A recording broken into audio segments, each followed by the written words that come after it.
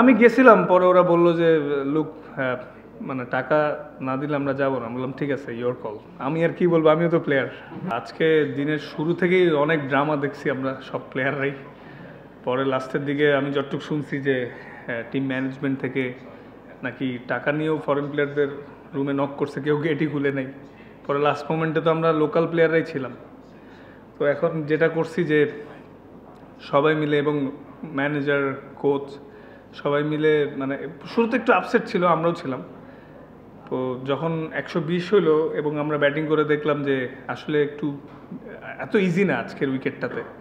So 100 হয়তো 15-20 run short ছিল, but team effort আর সবার কন্ট্রিবিউশন এবং দিল থেকে চেষ্টা করার রিওয়ার্ডটা লাস্টে পাওয়া গেছে। না, আমার লাইফেও নতুন একটা এক্সপিরিয়েন্স হলো যে ম্যাচের দিন, মানে আমি যতটুকু শুনছি যে আমাদের নাকি বুকিং দেওয়া ছিল শেরাটনে, তো পরে ওয়েস্টিনে ছিল। পরে নাকি বুকিং দেওয়ার কারণে ওয়েস্টিনে নাকি সব রুমগুলো বুক হয়ে গেছিল, এটা আমি যেটা শুনছি। পরে আমরা হোটেল চেঞ্জ করলাম, চেঞ্জ করে যাওয়ার 2 ঘন্টা আগে শুনি ফরেন প্লেয়ার কেউ যাবে না। ঠিক আছে, তো তখন আমাদের বোর্ড থেকে ফোন দিয়ে বললো যে তোমরা আসো, অ্যাটলিস্ট খেলো। ফরেন প্লেয়ারদেরকেও ফোন করেছিল আমাদের বোর্ড থেকে, বলছে পেমেন্ট ইস্যু না, ক্লিয়ার হয়ে যাবে, বাট তাও তারা আসে নাই। তো শুরুর দিকে আমরা মোরালি একটু ডাউন এবং ডিস্টার্ব ছিলাম, বাট পরে তো দেখলেনি জিতে গেলাম আল্লাহর মতে। মাঠে আমরা এনজয় করছি সবাই। হয়তো আমাদের লোকাল প্লেয়ারও কিন্তু তেমন বিগ নেমস নাই, 2-3 জন ছাড়া ফরেন প্লেয়াররা খেলে নাই। সো আমরা সবাই বলছি লেটস ট্রাই। সবাই অনেক পজিটিভ ছিল। আমি এনজয় করছি প্রত্যেকটা মুহূর্তে এবং সাহস করে করে চেঞ্জ করছি এবং যেই যখন বোলিং আসছে সাপোর্ট করার ট্রাই করছি যে আমাদের হারানোর তেমন কিছু নাই, বাট আমরা আমাদের সেরাটা দিয়ে দেখতে পারি শেষ পর্যন্ত কী হয়। এবং পরে লাস্টে আমাদের রেজাল্ট আসছে, এনজয় করেছি। বিপিএল আমাদের সবচেয়ে বড় টুর্নামেন্ট। এই টুর্নামেন্টে আমাদের সবার একটা এক্সপেকটেশন থাকে যে শান্তিপূর্ণ পরিবেশে থেকে খেলবো, কারণ যে পরিমাণ ক্রাউড হচ্ছে সব মিলে আগের তুলনায় জমজমাট বিপিএল হচ্ছে। কিন্তু আনফর্চুনেটলি আমাদের টিমের বিভিন্ন রকম প্রবলেম হয়েছিল। কিন্তু আসলে সবাই মিলে একটাই বারবার বলছিলাম যে যেহেতু আমাদের সবার নিজের প্রুফ করার জায়গায় একটা, যতই মানে সমস্যা হোক এগুলো মানে একটা সাইডে রেখে মাঠে এনজয় করতে হবে। কারণ সবার bread and butter, career, national team সব কিছু নিজেকে প্রুফ করার মঞ্চই এটা। তো এই জিনিসগুলোই আমাদের টিমের লোকাল প্লেয়ারদের আজকে সবাই বুস্ট আপ করছে। কিছুটা আনফর্চুনেট, এই নিয়ে 4টা সিজন ব্যাক টু ব্যাক বড় টিমে খেলার সুযোগ হয়নি, যার কারণে তো এই বছর ড্রাফটে গেলাম।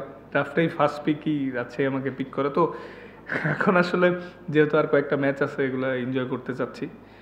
মানে আফসোস করলে ভাই, আফসোস করা ছাড়া তো কিছু নাই। বাট নিজের মোটিভেট করতে হয় যে প্রসেসেই থাকি, কিছু করার নেই, জিনিসটা কন্ট্রোলে নেই। হয়তো আল্লাহ চাইলে ভবিষ্যতে বড় টিমরা যদি মনে করে আমি তাদের নেওয়ার মতো প্লেয়ার, হয়তো একসময় নেবে।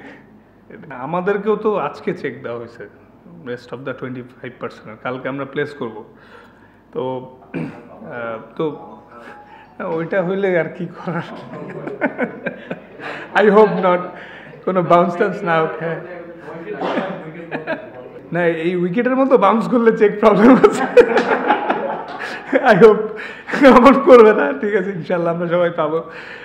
তো না আসলে ভাইয়া দেখেন, মানে খারাপ তো লাগছিল ফরেন প্লেয়ার নিয়ে খেলতে চাই। পরে লাস্টে বোর্ডে আমরা রিকোয়েস্ট করছি যে আমাদেরকে লোকাল প্লেয়ার নিয়ে খেলতে দেওয়ার সুযোগ হোক, কারণ এখানে আমাদেরও তো ক্যারিয়ারের বিষয়।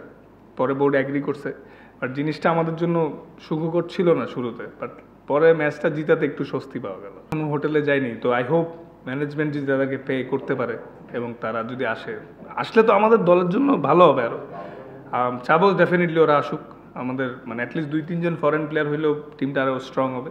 বাট এটা আসলে এখন বলতে পারছি না, যেহেতু হোটেলে যাই না। ম্যানেজমেন্টরা যদি ওদের পে করে দেন ওরা আসতেও পারে। জি, আসলে সবাই যখন আমরা অনেক ওয়ারিড ছিলাম, তখন ফারুক স্যার ফোন করে আমাদেরকে এটা মানে ইনশিওর করেছে যে টাকা পাইতে দেরি হলেও কোনো প্রবলেম নাই, ক্রিকেট বোর্ড পে করবে, তোমরা সবাই মন দিয়ে খেলো। এটাই, তারপর আমরা একটু স্বস্তি পাইছি। এটা আমি শুনেছি ম্যাচ শেষে যে ম্যানেজারকে বলা হয়েছে যে লাস্টে পয়সা নিয়েও নাকি ওদের নক করেছে, ওরা গেটই খুলে নেয়, ওরা ভাবছে যে এমনি রিকোয়েস্ট করতে আসছিল। আমি গেছিলাম, পরে ওরা বললো যে লুক, হ্যাঁ মানে টাকা না দিলে আমরা যাবো না। বললাম ঠিক আছে, ইয়োর কল। আমি আর কি বলবো, আমিও তো প্লেয়ার। Thank you.